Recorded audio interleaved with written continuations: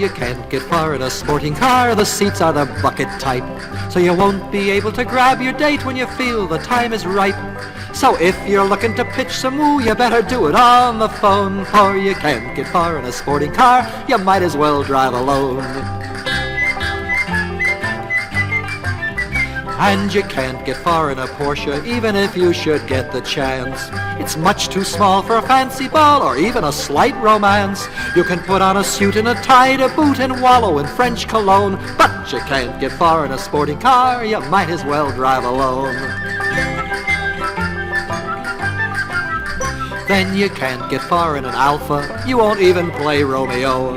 It's got a hump in the middle, so even Easy's has got to go. And the shift is waiting to pinch your waist if you get a wee bit prone. Oh, you can't get far in a sporting car. You might as well drive alone.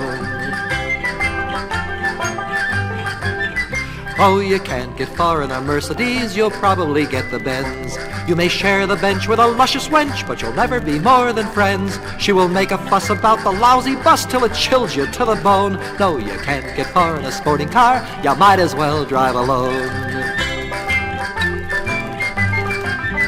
No, you can't get far in a sporting car, but why should you even try? You're Casanova at 90 per, although on foot you're shy. For whatever the make of the car you take, you're driving a Sublimate. No, you can't get far in a sporting car, but otherwise, man, it's great.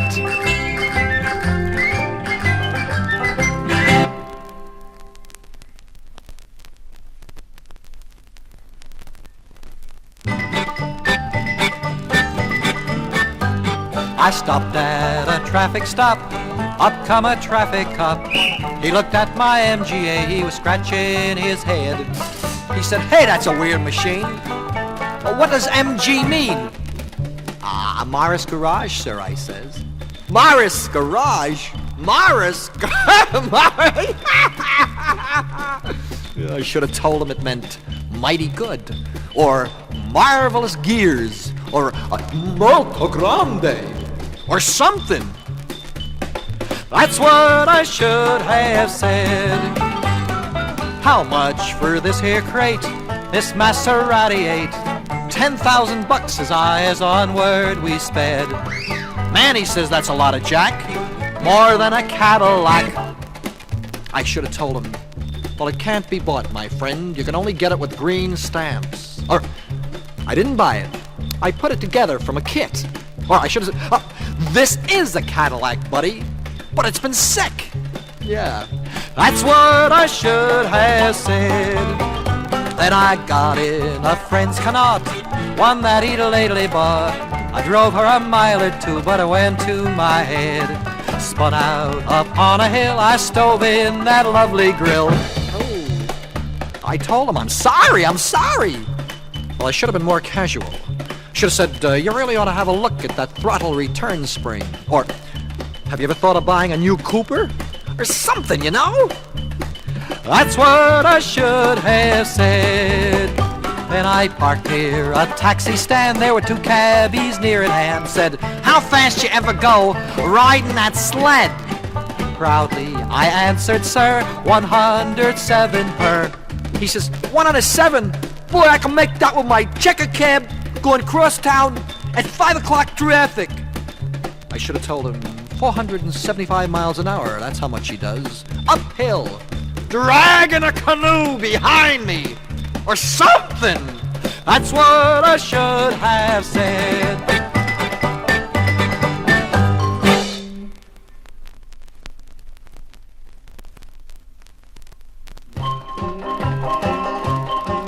On the 29th of May, down to Monte Carlo way, they crowded down to see the greatest show. 50,000 lined the streets, though the rain came down in sheets at the 18th Grand Prix at Monaco. Brabham thundered into camp, you could tell he was the champ, favourite of many in the know. But with all his driving skill, he went crashing down a hill at the 18th Grand Prix at Monaco. Then they cheered the racing gem that was Bunyard's BRM. For a while he made the other cars seem slow. But he had a drop behind when his gears began to grind at the 18th Grand Prix at Monaco. Prince Rainier and Princess Grace had a box seat for the race, with the timer's tower standing just below. Graham Hill slid through the shower, ran the stairs right off the tower at the 18th Grand Prix at Monaco. Tony Brooks crashed in a spin, but restarted with a grin. He geared his Cooper smoothly out of low, and the crowd let out a roar as they flagged him number 4 at the 18th Grand Prix at Monaco. Bruce McLaren started fine, he had won the Argentine. He was out to make it 2 firsts in a row. Though he didn't win the race, he beat Hill to 2nd place at the 18th Grand Prix at Monaco. Sterling Moss seemed badly hit, he went limping to a pit. They found a spark plug wire had let go. Well, in half a minute's time, he was back there doing fine at the 18th Grand Prix at Monaco. Well, it sure was a surprise. Sterling Moss had won the prize, which the judges on his Lotus did bestow. No one thought that it could place or even last the race at the 18th Grand Prix at Monaco. It's a wild and winding course, hard enough for men on horse. To drive it you have got to be a pro. So let's raise our glasses high to the men who made the try at the 18th Grand Prix at Monaco.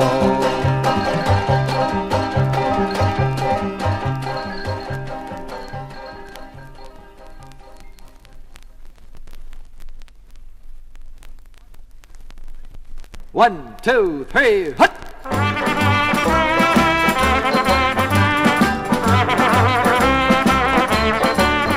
It was one fine day in Brescia in the province of Lombardy. The racing fans came down in mobs, the carnage for to see, singing Viva la Villa Villa, Viva la Villa Villa, Viva la Villa Villa, Spagna Faccia Villa. Some of the boys were in the streets engaged in friendly brawls. The rest of the crowd was drawing filthy pictures on the walls, singing Viva la Villa Villa, Viva la Villa Villa, Viva la Villa Villa, Spagna Faccia Villa. Then the starter shot off his pistol so the drivers would leave the bars. Before he could get back off the road, he was under the first 10 cars, singing Viva la Villa Villa, Viva la Villa Villa, Viva la Villa Villa, Spagna Faccia Villa. The judges stood on the fountain side, watching it from the brink. The first Ferrari come sliding by, knocked them into the drink, singing Viva la Villa Villa, Viva la Villa Villa, Viva la Villa Villa, Spagna Faccia Villa. The mayor was hiding out behind his personal concrete shield. A Delahaye caught him from the rear, he landed at Orly Field, singing Viva la Villa Villa, Viva la Villa Villa, Viva la Villa Villa, Spagna Faccia Villa. A Cooper went flying through the brush and startled a brace of grouse. A Lancia rammed the cowshed, we had hamburgers on the house, singing Viva la Villa Villa, Viva la Villa Villa, Viva la Villa Villa, Spagna Faccia Villa. An Alfa flew off the mountain and went thundering through the air. When they flagged him across the finish line, he was dragging a Vought Corsair. Viva la Villa Villa, Viva la Villa Villa, Viva la Villa Villa, Spagna Faccia Villa. Then they voted a special trophy to the driver of the Van Wall. His bag of 6 Carabinieri was the envy of one and all as they sang Viva la Villa Villa, Viva la Villa Villa, Viva la Villa Villa, Spagna Faccia Villa.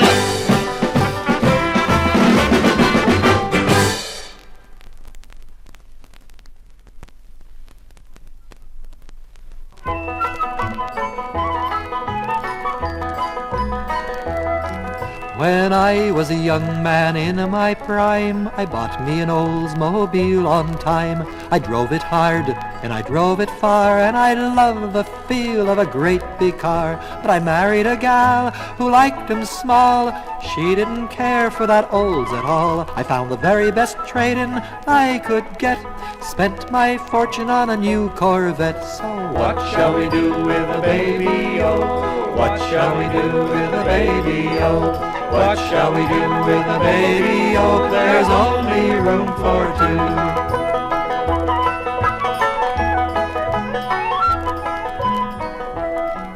The first few years we were out all day, watching nearby places fade away. Spent so much time on the open road, they'd have charged us rent if they'd only knowed. One day we were a-flying low, my wife says, honey, please, take it slow.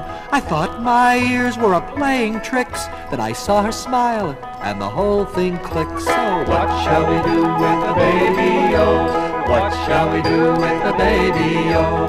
What shall we do with the baby, oh? There's only room for two.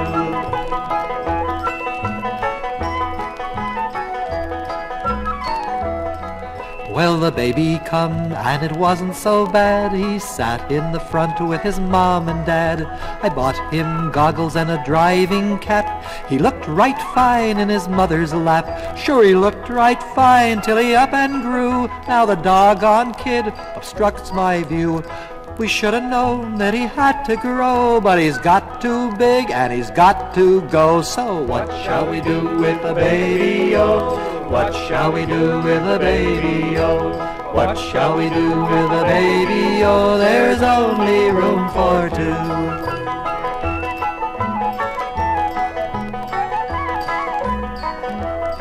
So we put an ad in the Daily News, reading one kid free, complete with shoes. Answered all the calls and the letters, but they'd end by saying, you're off your nut.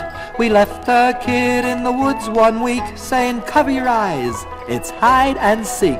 Drove away as fast as the car could tear. When we got home, he was waiting there. So what shall we do with the baby, oh? What shall we do with the baby, oh? What shall we do with the baby, oh? There's only room for two.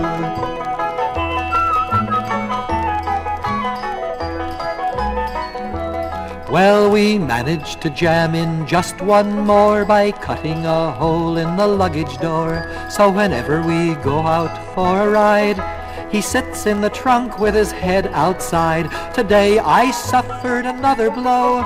My wife starts again with that, take it slow. It looks this time like we're really sunk. There's no more room in the doggone trunk. So what shall we do with the baby, oh? What shall we do with the baby, oh? What shall we do with the baby, oh? There's only room for three.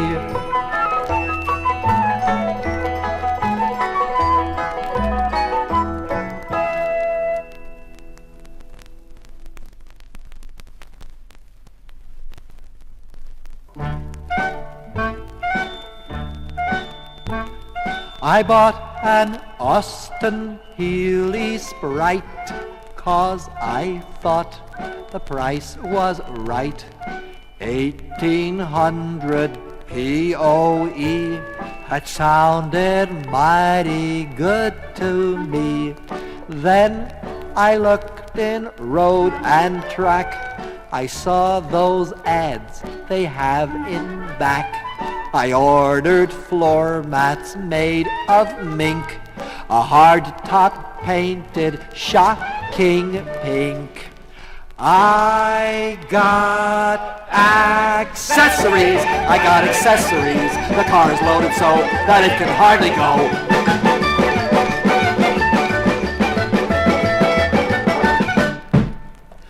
Got a hand-carved luggage rack and a diamond-studded tack, a matching set of dashboard clocks, 2 gold-plated gas tank locks, safety belts of ostrich skin, a teak wood case to carry gin, a competition steering wheel forged from pure Toledo steel. I got accessories, the car is loaded so that it can hardly go.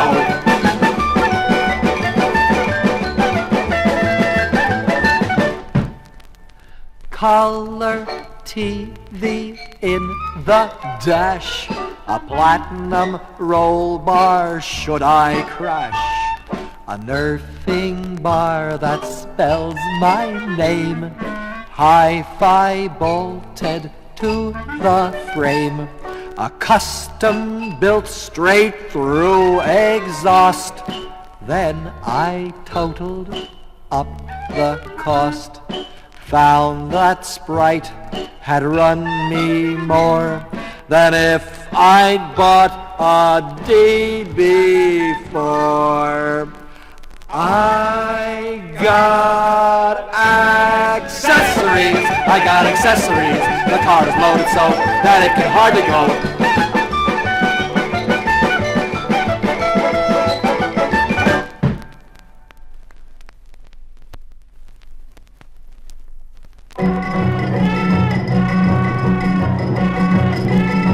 I'm gonna sing you a song about a hot rod driver who stripped down a Model T. He built a motor with scrap from the Oak Ridge junk pile and they threw in some uranium for free. Then he hauled this contraption down to Bonneville Salt Flats. He sawed off the muffler for the try. It went off in a flash through a mushroom cloud bank. Lord, you should have seen the darn thing fly. Oh, he never returned, no, he never returned, no. He started out last fall. He's riding high on atomic power in the hottest rod of all. Then they shot him a rocket from Cape Canaveral filled with liquor and good things to eat. But when it fell back to earth, it contained this message: the martinis are too doggone sweet. He was spied on the ocean near the Queen Elizabeth, just 2 points off the stern. He was headed for a smokestack, his taillight a-blinking, signaling for a left-hand turn. No, he never returned, no, he never returned, no. He started out last fall. He was riding high on atomic power in the hottest rod of all. An Eskimo hunter near the Kayak Islands was chasing a walrus with a spear. He spied that atom exhaust. He thought it was moonlight, though he went off to sleep for a year. It was over Nikolaevsk in the Volga Mountains he last came into view. The Russians shot a flock of rocket missiles 'cause they thought he was another U-2. Oh, and he never returned, no, he never returned, though he started out last fall. He's riding high on atomic power in the hottest rod of all.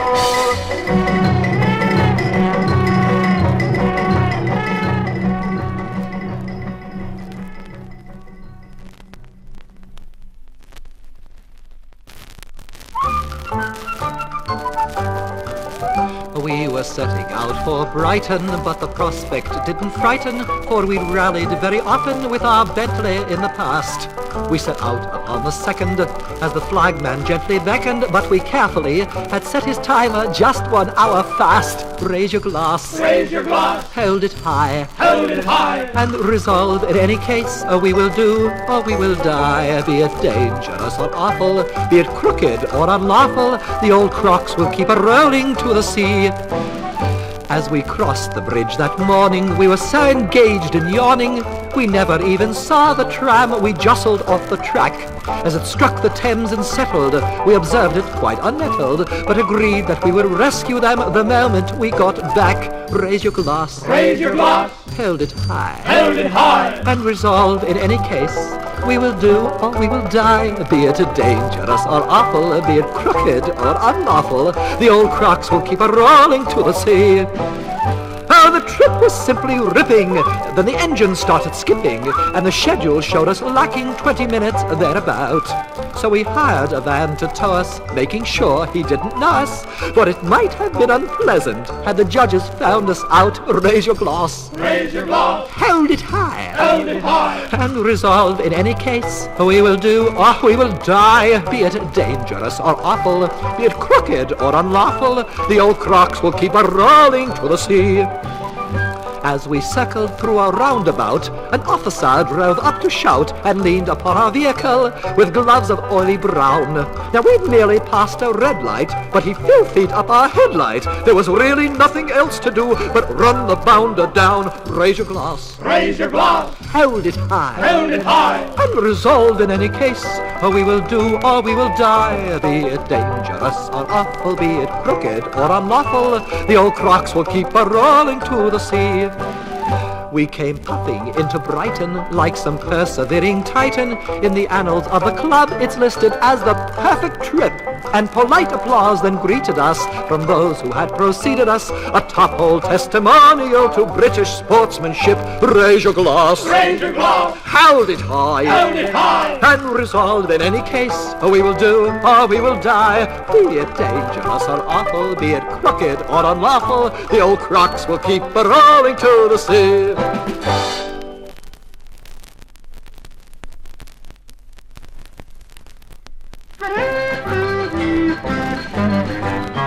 We were standing around the auto club drinking a sherry wine. Says one of the boys to the rest of us, none is better than mine. You're a liar, says the elva man. I've driven beside the best. I use half a can of oil a year. I have to get rid of the rest. So Polish the cars, be hearty. Slick 'em until they shine. Hug up your car around the bar. None is better than mine.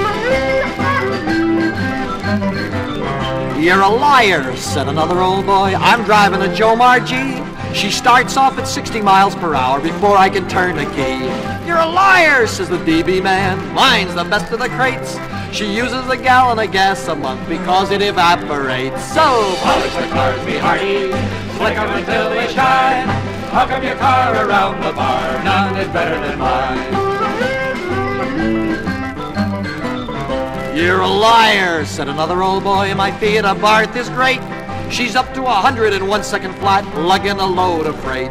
You're a liar, said the last old boy. Your cars belong on the shelf. I drive my Porsche and go off to sleep. She makes it back home by herself. So polish the cars, be hearty. Flick 'em until they shine. Hug up your car around the bar. None is better than mine.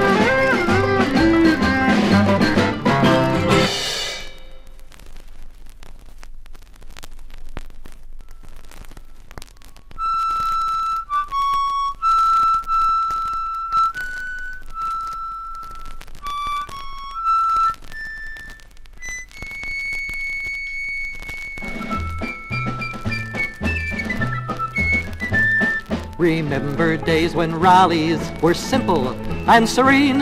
You had a chance to cruise along and dig the local scene. When a slide rule and a stopwatch equipped you for the worst, and the guy who failed in grammar school could maybe finish first. When directions were in English and computing was a joke, when your wife could navigate the course and still have time to smoke, well, those days are gone forever. It's a nightmare, not a dream. Instructions for the rally teams would make an Einstein scream.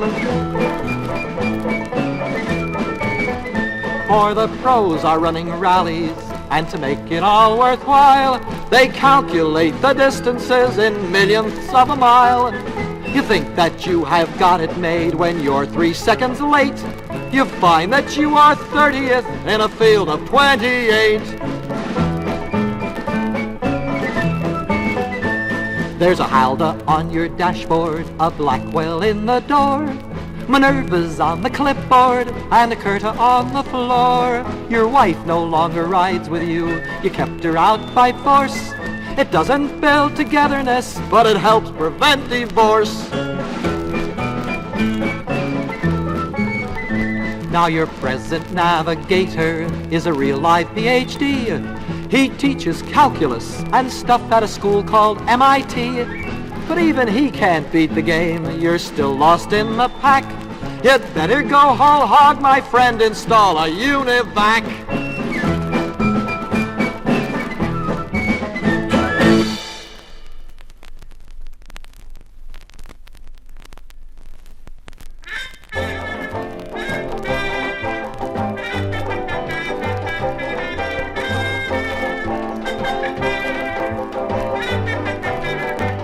Quote, a 50 Oscar in the top of condition, only 1,500 miles on the road. That means 1,500 with the motor, cause the other 10,000, it had to be towed. Beware, Beware, take care, take care. you got to read between the lines.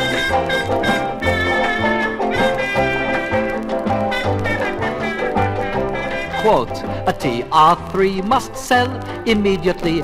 We will take any offer that's fair. That means must sell now. Mechanic just informed us what it's going to cost to repair. Beware, Beware, oh, take care. take care. You got to read between the lines.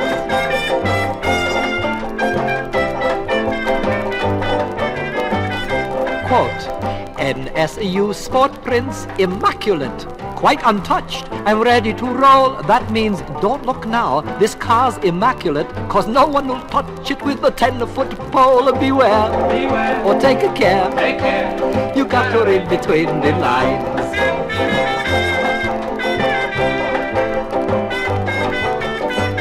A quote, a 1960 Sunbeam Rapier giveaway price. This offer can't last, that means giveaway is what we'll have to do unless we find a sucker real fast. Beware, Beware, or take care, take care. you got to read between the lines.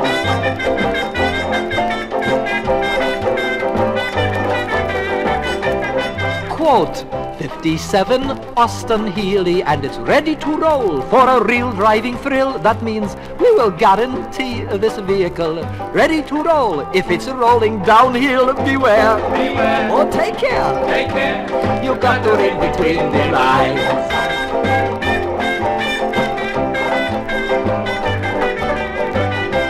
So watch the advertisements, read between the lines. That's the way this moral is learned.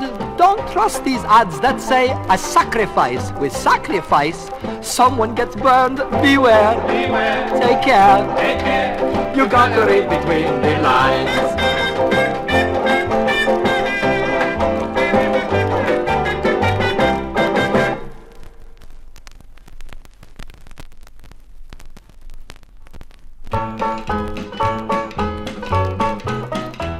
One evening as the sun come down and the pit lights started burning, around the curve come a driving man and he says, boys, I'm not turning. I'm heading for a track where you drive attack and your top gear's a number 7. In the Grand Prix rally in the sky they call the sports car heaven. Way up in sports car heaven all the cops ride kitty cars. The country lanes are paved with cork and the roads are lined with bars. The signs read no speed limits. The lights are always green. Oh, I'm bound to go where they don't say whoa, where you ship below if you drive too slow way up in sports car heaven. Way up in sports car heaven there's no automatic shift. All the gears are set with diamonds and there's no such word as thrift. The box work goes so easy you shift down from 6th to 1st. I'm bound to drive where the Tapleys thrive and the deadest motors come alive, way up in sports car heaven. Way up in sports car heaven, all the fat cars never go. They send the Packards packing and the Chryslers must eat crow. There ain't no family models or that large economy size. Why, you can't get in unless you're small and thin and your knees are jammed just beneath your chin, way up in sports car heaven. Way up in sports car heaven, all the cars have wire wheels. The tires never tire and you don't have to stop for meals. Now the Lord wears houndstooth jackets and a little cheese cutter cap. Say it's getting late and it sounds so great I'll slash my wrist cause I just can't wait for the lovely sports car heaven.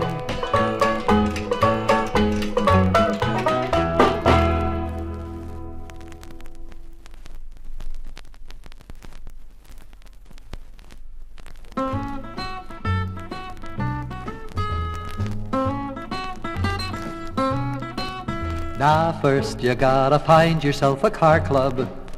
Oh, your analyst will tell you where they are. Read sports car magazines, sneer at all the new machines, and who says you gotta buy a car? Next you gotta buy yourself a helmet. Smudge it up a little with some tar. Draw speed charts on your walls, flame-proof your coveralls, and who says you gotta buy a car? Don't call windshields anything but windscreens. Don't call baguettes anything but bugs. And if they start to talk about the heat range, be sure and mumble wisely sparking plugs. Then buy a bag of trophies at a hock shop. Wince at times and say it's just a scar. Brag your Jag's a total loss. Make a call a Sterling Moss. And who says you gotta buy a car?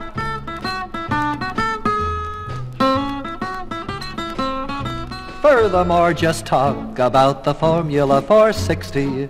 Say Lance won't take the Scarab very far.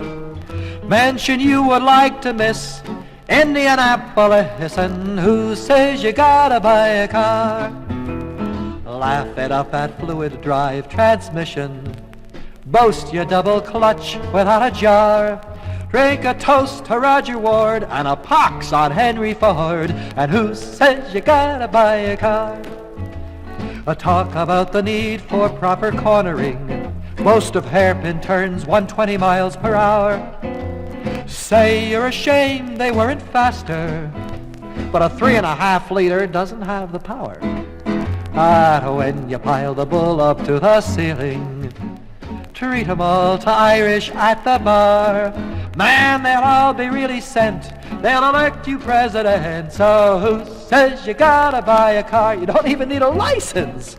Who says you gotta buy a car?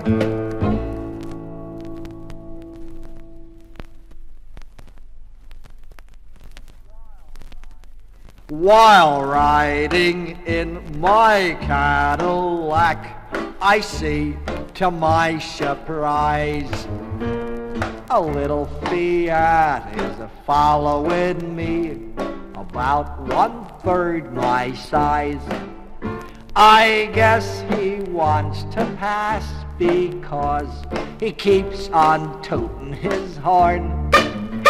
I'll show him that a Cadillac is not a car to scorn.